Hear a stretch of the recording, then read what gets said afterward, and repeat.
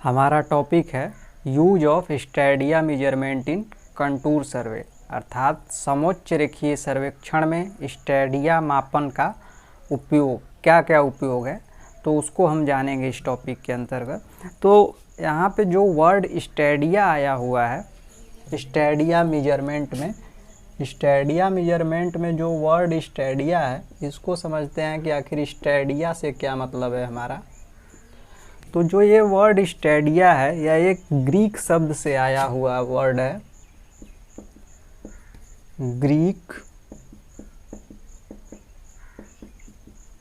Greek शब्द से आया है ये। इकाई लंबाई हेतु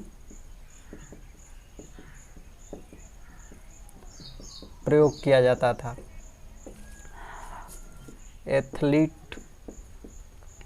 एथलीटों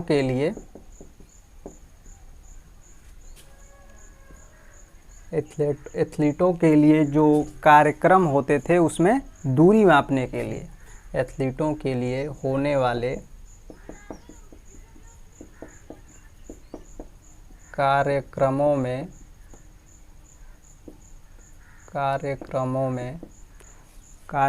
में दूरी मापने के लिए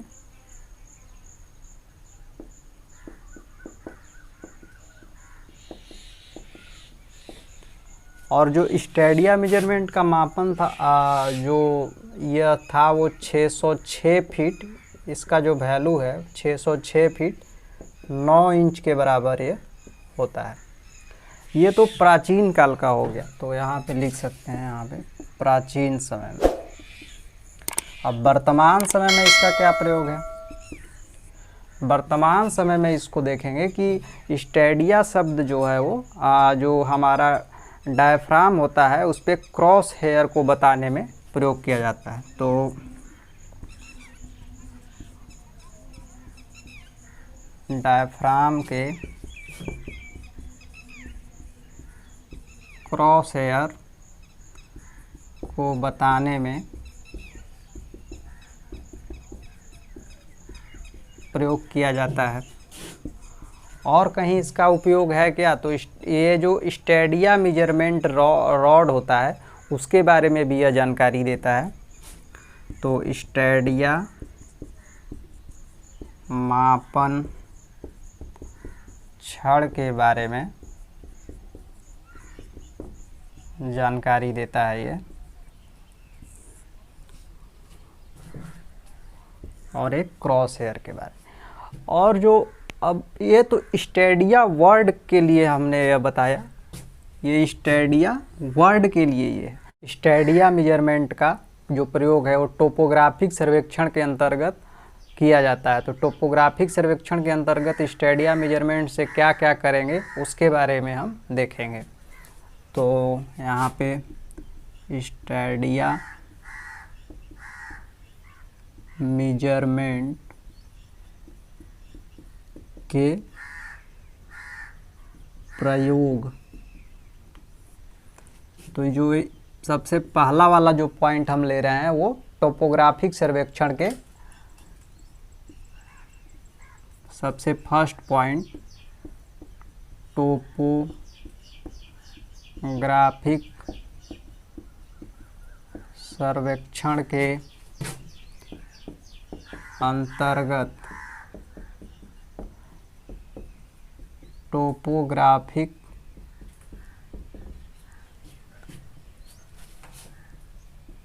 डिटेल पता करने हेतु इसका प्रयोग किया जाएगा। अब यहाँ पे जो वर्ड टोपोग्राफिक आया हुआ है, इसका जो हिंदी होता है वो होता है स्थलाकृति।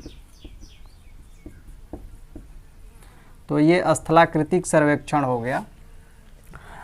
तो यहाँ पे जो टोपोग्राफिक डिटेल का पता करेंगे हम, इस टोपोग्राफिक डिटेल के अंतर्गत हम क्या क्या जानेंगे?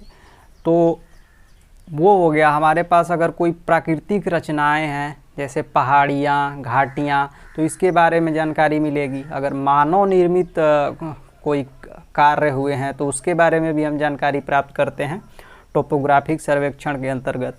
तो यहाँ पे हम लिखेंगे कि जो डिटेल हमको पता चलेगा वो सबसे फर्स्ट डिटेल पता चलेगा टोपोग्राफिक सर्वेक्षण के अंतर्गत कि प्राकृतिक रचनाओं के बारे में,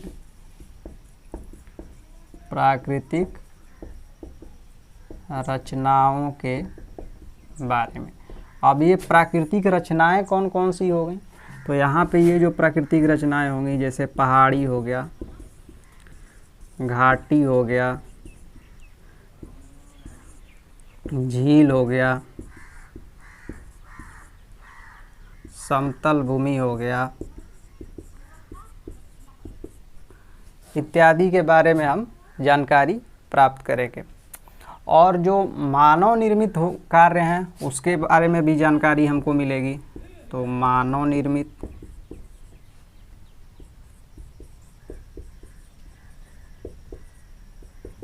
कार्यों के बारे में, मानव निर्मित कार्य के अंतर्गत क्या क्या हम ले सकते हैं, जैसे सड़क बनी है तो उसके बारे में जानकारी, सड़क, रेल मार्ग, पुल कोई बना है तो उसके बारे में जानकारी मिल सकती है हमको, और अगर नहर बना है कोई तो नहर के बारे में जानकारी मिल सकती है। तो ये जानकारी प्राप्त करने में हम ये जानकारी जो है वो हमको मिलेगी टोपोग्राफिक सर्वेक्षण के अंतर्गत, और टोपोग्राफिक सर्वेक्षण को करने में स्टेडिया मेजरमेंट विधि का प्रयोग करेंगे। तो दूसरा होगा हमारा हाइड्रोग्राफिक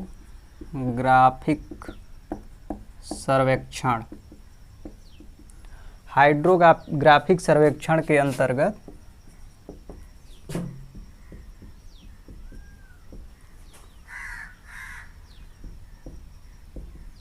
जानकारी प्राप्त करने में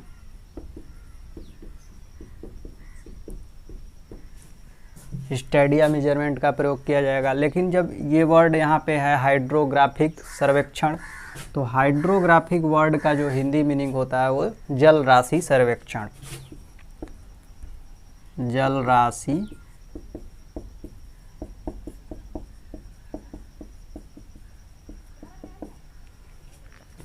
अब हाइड्रोग्राफिक सर्वेक्षण के अंतर्गत भी दो प्रकार के जो प्रवाहित हो रहे हैं जल उसके बारे में जानकारी हमको मिलेगी। जो जल शांत है उसके बारे में हमको जानकारी मिलेगी। तो यहाँ पे हम इसको दो भाग में बांट सकते हैं, प्रवाहित जल के बारे में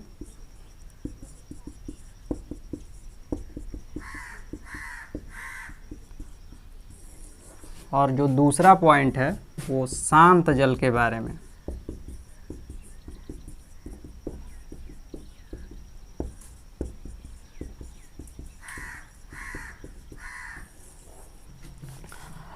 अब जो प्रवाहित जल है उसके अंतर्गत जैसे जो नदी का जल हो गया वो आएगा, नदी नालों का जल जो आएगा वो प्रवाहित जल के अंतर्गत आएगा। तो यहाँ पे नदी या नालों का जल, और जो शांत जल हो गया उसमें जैसे झील हो गया, झील का जो जल हो गया वो शांत जल हो गया। उसके बारे में जानकारी मिलेगी। अगर कोई तालाब है तो उसके बारे में भी जानकारी मिलेगी। अगर कोई बंदरगाह है तो वहाँ पे भी जल लगभग शांत रहता है तो उसके बारे में भी जानकारी मिलेगी। झील या बंदरगाह भी लिख सकते हैं। शांत जल के बारे में जानकारी मिलेगी हमको। शांत जल के बारे में जानकारी, शांत जल झील का जल जो रहेगा वो होगा। अगर कोई बंदरगाह है तो वहाँ का जल भी लगभग शांत रहता है तो वो भी आ जाएगा इसके अंतर्गत। यहाँ पे स्टेडिया मेजरमेंट का प्रयोग करके हम सर्वेक्षण का कार्य करते हैं, हाइड्रोग्राफिक सर्वेक्षण करते हैं। और जो अगर कोई जलीय संरचना हमको अगर बनानी है, जैसे अगर कोई पुल बनाना है, बांध बनाना है, अगर किसी बंदरगाह का निर्माण करना है तो वहाँ पे हाइड्रोग्राफिक सर्वेक्षण का प्रयोग किया जाएगा। तो चूँकि ये दो मुख्य पॉइंट हम लिख सकते हैं अगर आता है कि स्टेडिया मेजरमेंट का प्रयोग कहाँ किया जाता है तो